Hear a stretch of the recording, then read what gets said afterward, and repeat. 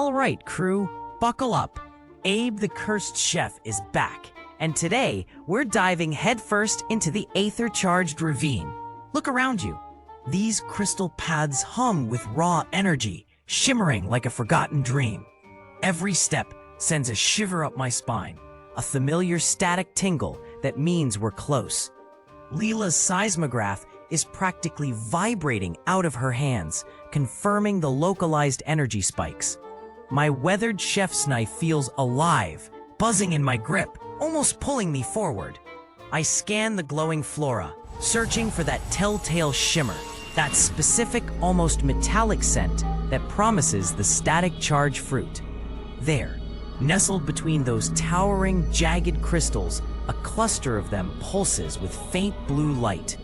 I reach out, my fingers brushing against a crystal formation. A jolt, a small mistake. The static intensifies, making my hair stand on end. I pause, recalibrating, then carefully. I slice the first fruit free with a clean, precise cut. The moment it detaches, a wave of pure, ozone-heavy scent washes over me. So intense, it's like a physical punch. My nose, it feels like it's vibrating from the inside, every nerve ending screaming. The air tastes like lightning, sharp and metallic, but also strangely sweet, like burnt sugar. My eyes water, not from pain, but from the sheer intensity of the smell. It's overwhelming, a symphony of electric sugar. Crew, did you feel that surge? Did you smell that?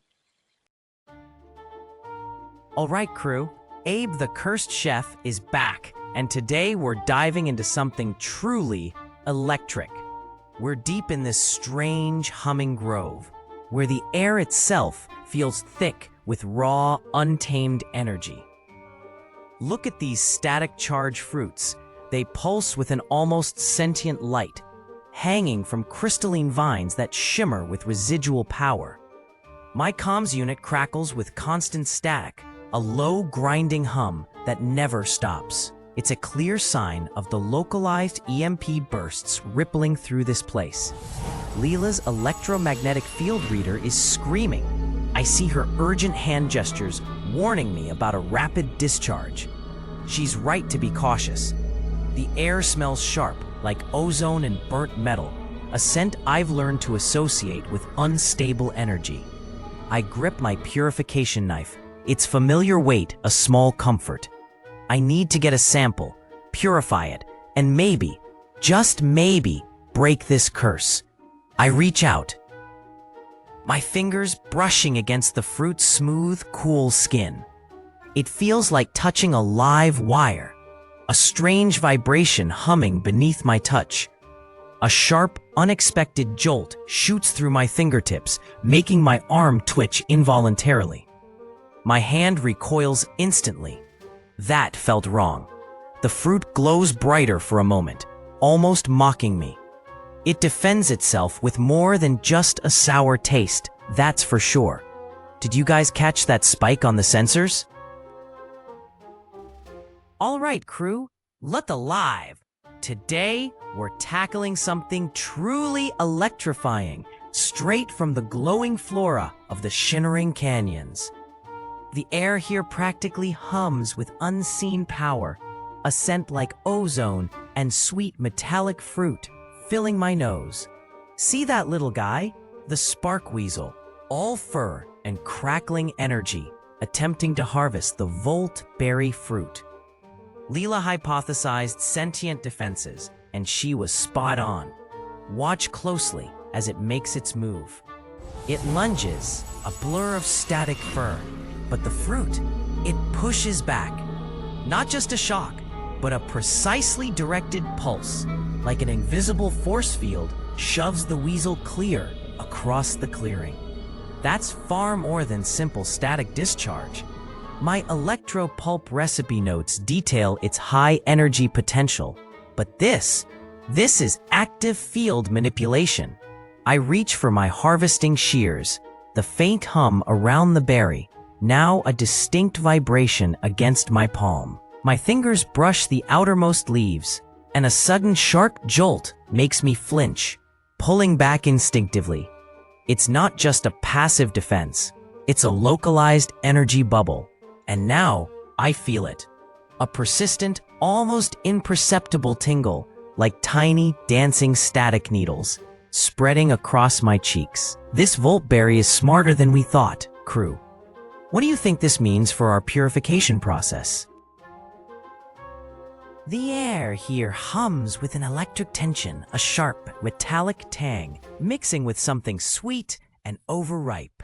It feels like standing inside a storm cloud, but one that smells of candied lightning and ozone. My ceramic tongs, custom designed for this very task, feel cool and solid in my grip, a non-conductive anchor in this charged environment. I remember the sting from the last failed attempt, the way the raw energy jumped right through my thickest gloves. This time, I focus, mimicking the precise, rapid plucking motion of the spark weasel itself, a quick, almost imperceptible flick of the wrist. Leela's thermal scanner, a faint red glow on her wrist, shows the fruit's core temperature spiking erratically, then dropping, confirming its extreme volatility, even detached from the vine. I hesitate for a fraction of a second, watching the fruit pulse with a faint internal glow, like a trapped star. My fingers twitch a small, involuntary movement, almost a tremor. I secure the first static charge fruit, its smooth, taut surface buzzing faintly against the ceramic. A low, resonant hum. A strange, uncontrolled chuckle escapes me, a sound that feels foreign, not my own. It feels like a jolt, not just in my throat, but deep inside my chest. A sudden, unexpected surge. A tiny, almost invisible spark leaps from my left cheek, a flash of blue light that vanishes instantly into the charged air. The fruit in my tongs seems to thrum louder, almost in response to my own reaction. I can still feel the phantom tingle where the spark appeared, a ghost of the energy. What do you think that means for the recipe, crew? All right, crew, welcome back to the kitchen. Today, we're tackling something truly electrifying, something that practically vibrates with raw energy. This is the static charge fruit, pulled straight from the Whispering Wastes portal. It's humming ominously on my prep surface, sending faint pulses that make the hairs on my arms prickle and stand on end. My recipe journal, thankfully, holds the key, a de-static infusion technique. This demands extreme temperature control, a delicate dance between precise heat and immediate chill. I reach for my specialized ceramic pan, its surface already feeling strangely alive with latent energy. My fingers almost slip on the handle, a jolt of static making me hesitate for a split second. Suddenly, Leela's air quality monitor blares a sharp, insistent alarm from the corner. "Ozone detected," she calls out, her voice a little strained, cutting through the hum. The air around me thickens, growing heavy and metallic, like a storm brewing right here in our makeshift kitchen. I can taste the sharp, acrid tang of ozone on my tongue, easing through my cursed taste-blindness. It's a phantom taste, a memory of electricity, not true flavor. As I carefully place the fruit into the pan, a tiny blue spark jumps from its skin to the ceramic, a sharp crackle echoing in the sudden silence. My hands are steady, but I feel a tremor deep in the counter. This isn't just a fruit anymore, it's a live wire. Tell me, team, can you feel that charge building? Is it just me, or is the whole room starting to vibrate with its power? All right, crew, focus up. Today, we're diving into the Thundermouse peaches straight from the storm-scarred Peaks portal. The air around them smells like a fresh lightning strike, a sharp, metallic tang that makes your teeth ache just breathing it in. This isn't just fruit, it's a living battery humming with unstable energy. My specially insulated blade is ready for these static charge fruits. I need to slice them with absolute precision, releasing their core energy without frying us all. As the blade glides through the first peach, a low, almost imperceptible hum starts in the air. It's subtle, but the ambient static is definitely intensifying. I can feel it prickling on my skin, like 1,000 tiny needles. The metal prep bowl I'm using, it's vibrating now. Just a faint, persistent tremor, a constant buzz against my fingertips. Leela, what's your atmospheric pressure gauge saying? A sharp drop? That's not good. It means this fruit is actively draining energy from our immediate space, creating a vacuum. My jaw just twitched, involuntarily, a small muscle spasm, a clear warning. This isn't just static, it's a living current trying to find a path through us. I need to be incredibly precise, or this whole kitchen could become a giant capacitor. The air is thick with the scent of ozone. Did you guys feel that sudden, sharp jolt, or was that just me? All right, crew, welcome back to the kitchen where the impossible becomes edible. Today we're tackling the static charge fruit, pulled straight from the shimmering void. The air in this chamber always hums with a strange, almost electric energy, a faint ozone scent clinging to everything, even my chef's coat. I carefully adjust the portable induction burner, nudging the heat dial up just a fraction, watching the deep purple pulp in the pan. It begins to glow, a soft, internal light crackling like tiny sparks across its surface.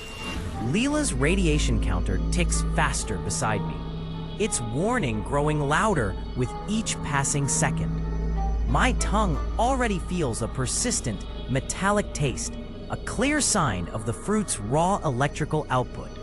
My skin prickles with a continuous, low-level charge, making the fine hairs on my arms stand up, almost buzzing with the energy. I hesitate, my hand hovering over the heat dial, feeling a subtle vibration in the countertop beneath my fingertips, a low thrumming that wasn't there before. The glow intensifies, casting strange, shifting shadows across the walls, and the crackling sound deepens, almost like distant thunder rumbling right inside the room. This isn't just static anymore. It feels like the air itself is thickening, becoming heavy, almost viscous. The metallic taste in my mouth sharpens, almost painful now, like biting into aluminum foil. I notice a faint, blue corona forming around the edges of the pan, pulsing with the fruit's energy. Did you see that flicker in the main lights? Or was that just my imagination playing tricks on me? All right, crew, the moment of truth is here. This Thunder Mouse peach, purified and ready. Its skin still hums faintly, a whisper of the static it once held. I carefully lift one half, placing it onto the obsidian plate. It feels cool, almost vibrating with a hidden energy. The aroma is a clean, bright citrus with an undercurrent of something wild, like ozone after a storm. I take a cautious bite, letting the flesh meet my tongue. A burst of sweet, tart juice floods my mouth, a familiar tang that almost makes me forget the curse. Then, Leela's optical sensor pings, a soft chime.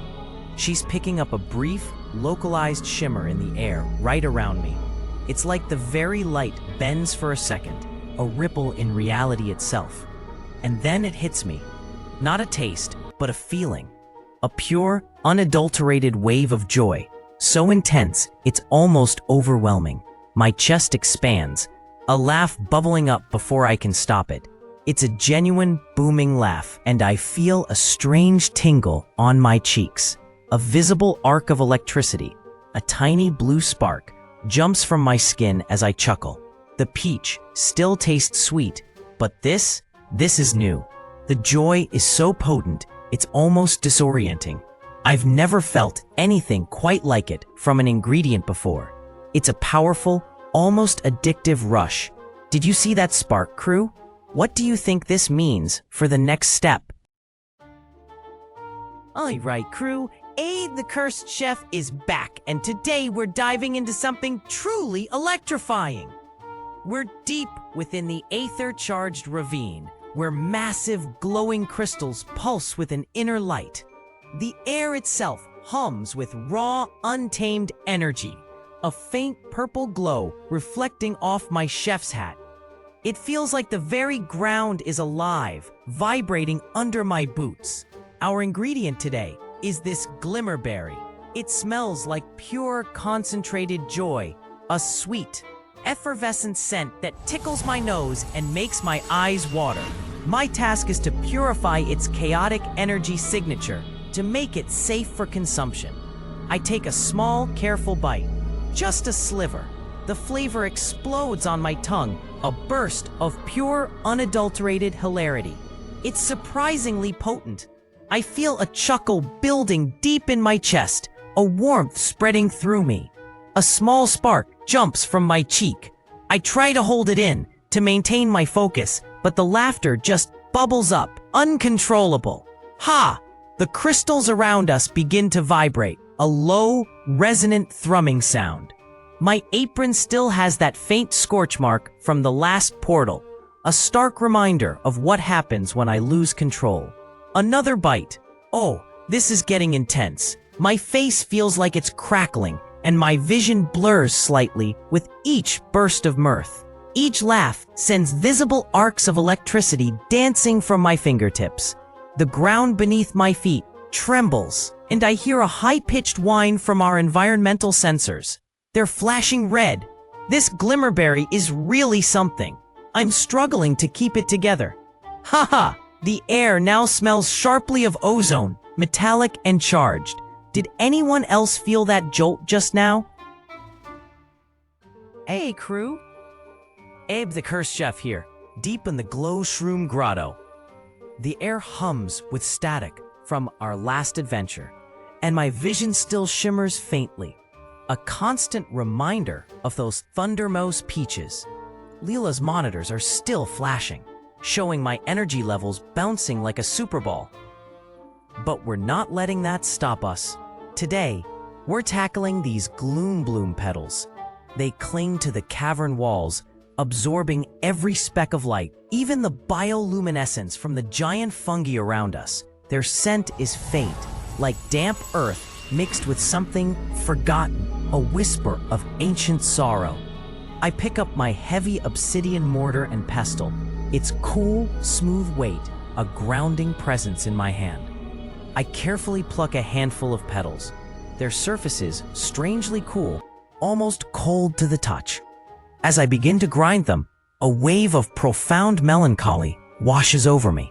It's not my emotion, but it feels so real, so heavy, like a physical weight pressing on my chest. The faint shimmer in my eyes seems to intensify, pulling the light from the air around the mortar. The vibrant blues and purples of the grotto start to fade, turning muted, then gray. My hands hesitate, the pestle slowing, a strange dread creeping in. Leela, can you see this on your readouts? The light around me. It's draining away, isn't it? What's happening to the spectrum?